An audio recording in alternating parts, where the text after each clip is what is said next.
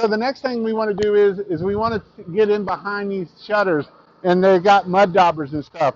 So when we're cleaning it, we're going to do this as we're soaping.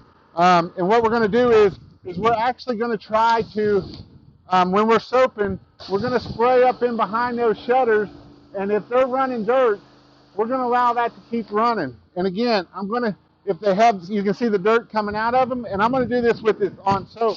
And I'm just going to spray up in there and just keep letting that run.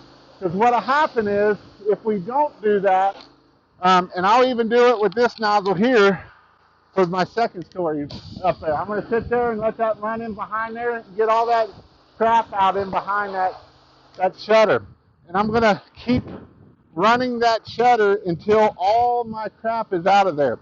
And then once it's all quit running, sometimes you'll see it'll be complete mud where the mud daubers are up in that in there. And so when the mud daubers get up in there, what happens is if we don't get it done, we'll go and leave, and then you'll have mud that comes out from underneath of it, and that's a callback. We don't want callbacks. This is a way to eliminate callbacks. So we're going to make sure we're cleaning it.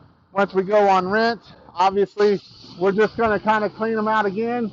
We're going to flush them out one more time and just make sure that all the crap is out of those and make sure there's no stuff in behind there.